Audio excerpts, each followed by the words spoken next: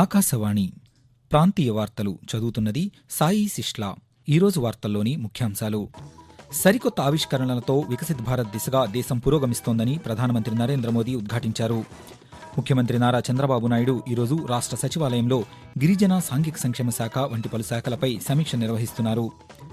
గ్రామీణ జీవనోపాధి అభివృద్ధికి స్వయం సహాయక సంఘాలను అనుసంధానం చేయనున్నట్లు రాష్ట్ర సూక్ష్మ, చిన్న, మధ్య తరహా పరిశ్రమల శాఖ మంత్రి కొండపల్లి శ్రీనివాస్ వెల్లడించారు. ప్రభుత్వ పాఠశాలల విద్యార్థులకు నాణ్యమైన పోషకాహారం అందించేలా ప్రణాళికలు రూపొందిస్తున్నామని సమగ్ర శిక్షా ప్రాజెక్టు సంచాలకులు బి శ్రీనివాసరావు తెలిపారు. రావిశాస్త్రిగా ప్రసిద్ధుడైన రాచకొండ విశ్వనాథ శాస్త్రి జయంతి ఈరోజు. వార్తల వివరాలు: సరికొత్త ఆవిష్కరణలతో వికసిత్ భారత్ దిశగా దేశం పురోగమిస్తోందని ప్రధానమంత్రి నరేంద్ర మోదీ ఉద్ఘాటించారు. ఈరోజు ఢిల్లీలో నిర్వహించిన confederation of Indian industries (CII) సదస్సులో వికసిత భారత్ వైపు ప్రయాణం అనే అంశంపై ఆయన ప్రసంగించారు. భారత్ అభివృద్ధి చెందేందుకు పరిశ్రమలు ముఖ్య భూమిక పోషిస్తున్నాయన్నారు. కేంద్ర బడ్జెట్లోనూ పరిశ్రమల అభివృద్ధికి తగిన కేటాయింపులు చేశామని పేర్కొంటూ, हमने 10 वर्षों में इस स्थिति को बदला है। हमारी सरकार जिस स्पीड और स्केल इसके साथ इंफ्रास्ट्रक्चर का निर्माण कर रही है, आप सब उसके गवाह हैं। ये अभूतपूर्व है। साथियों, आज हम जिस दुनिया में रह रहे हैं वहाँ बहुत सारी अनिश्चितताओं से भरी हुई है, और ऐसी दुनिया में भारत जैसी ग्रोथ और स्टेबिलिटी होना एक्सेप्शन है। ऐसी अनिश्चितता के समय में भी भारत के फॉरेन एक्सचेंज रिजर्व्स में अच्छी खासी वृद्धि हुई है.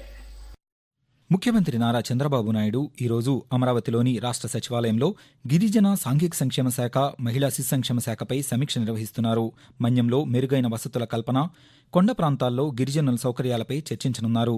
రాష్ట్రంలో వసతి గృహాల నిర్వహణ, అటవీ ప్రాంతాల్లో గంజాయి సాగు చేయకుండా తీసుకోవాల్సిన చర్యలపై చర్చించనున్నారు. సాయంత్రం వరకు ఈ విభాగాలలో పలు అంశాలపై అధికారులకు ముఖ్యమంత్రి దిశానిర్దేశం చేయనున్నారని ప్రభుత్వ వర్గాలు తెలిపాయి.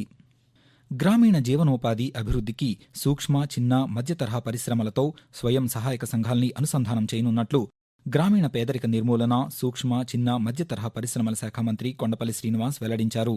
విజయవాడలోని సెర్ప్ కార్యాలయంలో నిన్న మంత్రి సమీక్ష నిర్వహించారు. ఈ సందర్భంగా ఆయన మాట్లాడుతూ, స్వయం సహాయక మహిళలకు జీవనోపాధి కల్పిస్తూ ఆర్థికంగా మరింత అభివృద్ధి చేసేలా ప్రణాళిక సిద్ధం చేయాలని అధికారులను మంత్రి ఆదేశించారు. ప్రభుత్వ పాఠశాలల విద్యార్థులకు నాణ్యమైన పోషకాహారం అందించేలా ప్రణాళికలు రూపొందిస్తున్నామని సమగ్ర శిక్షా ప్రాజెక్టు సంచాలకులు బి శ్రీనివాసరావు అన్నారు. భారత ప్రమాణాల సంస్థ PIS ఆధ్వర్యంలో నిన్న విజయవాడలో నిర్వహించిన అవగాహన కార్యక్రమంలో ఆయన పాల్గొని మాట్లాడుతూ, పరిశుభ్రమైన, నాణ్యమైన ఆహారం నిర్వహణపై ఉపాధ్యాయులు, ఆహార విక్రయదారులకు BIS అవగాహన సదస్సు నిర్వహించడం అభినందనీయమన్నారు. మధ్యాహ్న భోజన పథకంలో భాగంగా ప్రభుత్వ పాఠశాలల విద్యార్థులకు ఆహారాన్ని తయారు చేయడంలో 80,000 మందికి రాష్ట్ర వ్యాప్తంగా శిక్షణ ఇవ్వడానికి BIS ప్రమాణాలను ఉపయోగిస్తామని తెలిపారు. ముఖ్యమంత్రి నారా చంద్రబాబు నాయుడు అధ్యక్షతన ఆగస్టు 2వ తేదీన రాష్ట్ర మంత్రిమండలి సమావేశం జరగనుంది. అమరావతిలోని రాష్ట్ర సచివాలయంలో ఉదయం 11 గంటలకు ఈ సమావేశం జరుగుతుంది. ఈ క్రమంలో మంత్రిమండలిలో చర్చించాల్సిన అంశాలని, ప్రతిపాదనల్ని నిర్దేశిత విధానంలో రేపు సాయంత్రం లోపల సాధారణ పరిపాలనా శాఖకు అందచేయాలని అన్ని శాఖల ప్రత్యేక ప్రధాన కార్యదర్శులు, ముఖ్య కార్యదర్శులు, కార్యదర్శులను రాష్ట్ర ప్రభుత్వ ప్రధాన కార్యదర్శి నీరబ్ కుమార్ ప్రసాద్ ఆదేశించారు.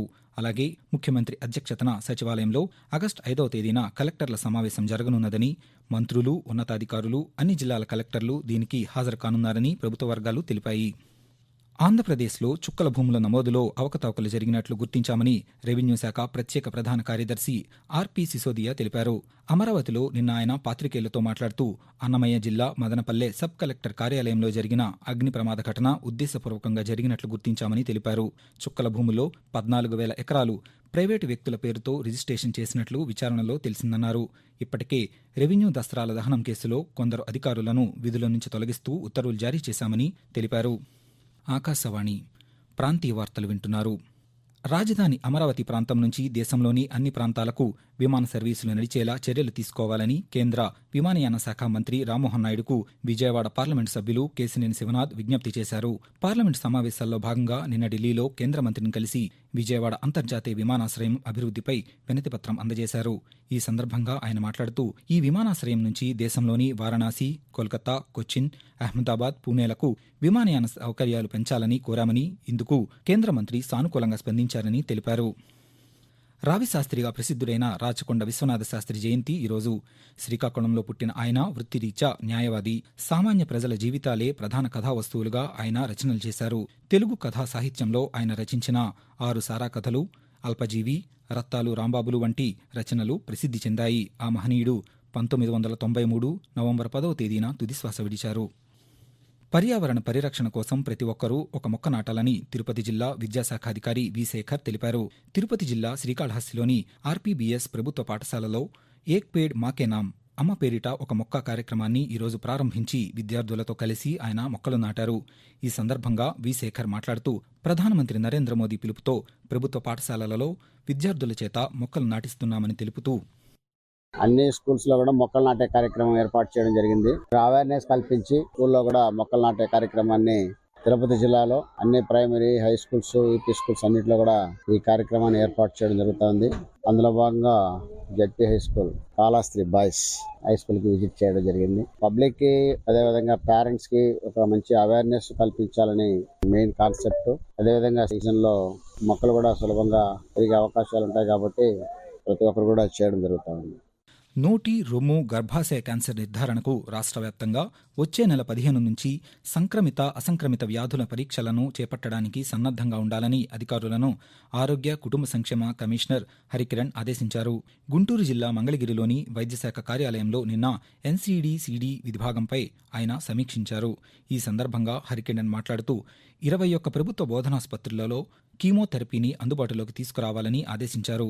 టెలిమానస్ సేవలు పొందడానికి ప్రజలు 14416 1800 891 4416 టోల్ ఫ్రీ నంబర్లను సంప్రదించాలని సూచించారు. ప్యారిస్ ఒలింపిక్స్ క్రీడల్లో ఈరోజు భారత క్రీడాకారులు పలు విభాగాల్లో పాల్గొననున్నారు.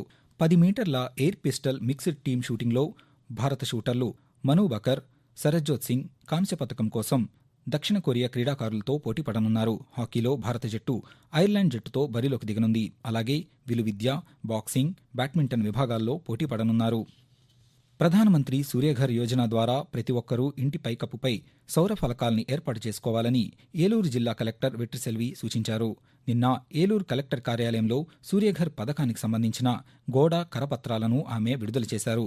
అనంతరం కలెక్టర్ మాట్లాడుతూ పర్యావరణ పరిరక్షణలో భాగంగా కేంద్ర ప్రభుత్వం ప్రతి ఒక్కరూ సౌర విద్యుత్ వినియోగించుకునేలా చర్యలు తీసుకుంటోందన్నారు. సౌర ఫలకాల ఏర్పాటుకు 78,000 రూపాయల వరకు కేంద్ర ప్రభుత్వం రాయితీ అందజేస్తుందని, ప్రతి ఒక్కరూ ఈ అవకాశాన్ని వినియోగించుకోవాలని కలెక్టర్ సూచించారు. ప్రతి ఒక్కరూ మొక్కలను నాటడం ఒక బాధ్యతగా నిర్వహించాలని చిత్తూరు జిల్లా విద్యాశాఖాధికారి సి. దేవరాజు పేర్కొన్నారు. చిత్తూరు నగరంలోని పాత పలమనేరలోని స్థానిక ప్రభుత్వ పాఠశాలలో ఏక్ పేడ్ మాకే నామ్ అమ్మ పేరిట ఒక మొక్క కార్యక్రమాన్ని ఈరోజు ప్రారంభించి విద్యార్థులతో కలిసి ఆయన మొక్కలు నాటారు. ఈ సందర్భంగా దేవరాజు మాట్లాడుతూ చిత్తూరు జిల్లాలోని 2349 ప్రభుత్వ పాఠశాలల్లో అమ్మ పేరిట ఒక మొక్క కార్యక్రమాన్ని నిర్వహిస్తున్నామని తెలిపారు.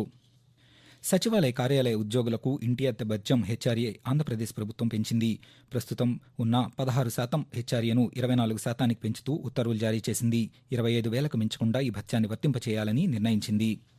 ఆకాశవాణి ప్రాంతీయ వార్తలు ముగించే ముందు ముఖ్యాంశాలు మరొకసారి. సరికొత్త ఆవిష్కరణలతో వికసిత భారత్ దిశగా దేశం పురోగమిస్తోందని ప్రధానమంత్రి నరేంద్ర మోదీ ఉద్ఘాటించారు. ముఖ్యమంత్రి నారా చంద్రబాబు నాయుడు ఈరోజు రాష్ట్ర సచివాలయంలో గిరిజన సాంఘిక సంక్షేమ శాఖ వంటి పలు శాఖలపై సమీక్ష నిర్వహిస్తున్నారు. గ్రామీణ జీవనోపాధి అభివృద్ధికి స్వయం సహాయక సంఘాల్ని అనుసంధానం చేయనున్నట్లు రాష్ట్ర సూక్ష్మ, చిన్న, మధ్య తరహా పరిశ్రమల శాఖ మంత్రి కొండపల్లి శ్రీనివాస్ వెల్లడించారు. ప్రభుత్వ పాఠశాలల విద్యార్థులకు నాణ్యమైన పోషకాహారం అందించేలా ప్రణాళికలు రూపొందిస్తున్నామని సమగ్ర శిక్షా ప్రాజెక్టు సంచాలకులు బి. శ్రీనివాసరావు తెలిపారు. రావి శాస్త్రిగా ప్రసిద్ధుడైన రాచకొండ విశ్వనాథ శాస్త్రి జయంతి ఈరోజు. ఆకాశవాణి ప్రాంతీయ వార్తలు ఇంతటితో సమాప్తం.